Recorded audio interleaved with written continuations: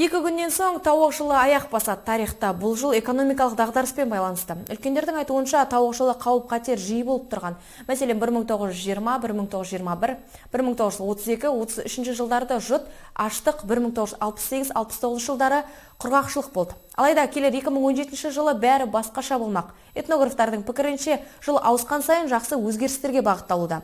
Тауық жыл туғандардың да жолы болады. Тауық жылғылар қандай қасиеттермен ерекшеленеді? Жылнамашылар тауық жылғылардың ширақ әрі тиянақты болатынын айтады. Оларды жарқын болашақ күтіп тұр деп сендіреді. Рабиға Қақабаева да тауық жылы туылған, ол шығыс күнтізбесіне сенеді, сондықтан тауықтың қасиеттерін өз бойынан көреді. Үй құсына тән мәрттік пен паңдық оның мінезінде бар. Адамдардың беттеріне тіке айтып тастаймын, өз ойымда тұрған нәрсені. Өтірік айтқанды ұнатпаймын, еркіндікті жақсы көремін. Мүмкін осы тауық жылы туғанынан болар. Тарихта бұл жыл талай жұт пен қуаңшылыққа келген, ал тәуелсіздік алғалы Қазақстан тауықты екі рет көрді. Екеуі де ел үшін оңай болған жоқ. Мәселен, 1993 және 2005 жылдар Қазақстан үшін экономикалық дағдарыс жылдар еді. Ресейден қаржылық еркіндікке шығып, өз күнін өзі көре бастаған уақыт болатын. Салиха Ыдырысова осымен 8-ші тауық жылын қарсы алмақ. Ғасырмен құрдас Кейуана соғысты да, жұтты да, аштықты да көрді. Алдағы тауық жылынан тек тыныштық күтеді. 90 жылдың ішінде адам баласының бойынан көрмеген, бітпеген талайларды көрдік, өттік.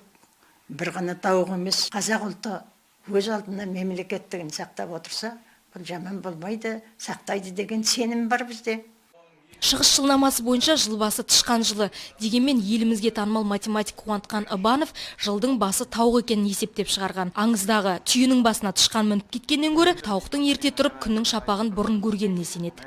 2016 жылдың мешін деп есептейтін болса, енді оның алдындағы жыл енді қой жылы ғой. Енді қой жылы деп сөйтіп кейін 2015-те есептейіп, 2014-те, 2013-те сөйтіп кейін есептейтін болатын болсақ, бірінші жыл тауық болып шығады. Тауық жылы Қазақстан үшін жаңа қадамға аяқ басар кезең, себебі Экспо 2017 алып шарасы күтіп тұр. Осы жылды абыройлы өткізсек, әлем көкжиегінде ойып тұрып орын алатынымыз сөзсіз. Айсара Айтман, Фархат Шаткан, Бейбіт Нұрсейіт, жаңалықтар.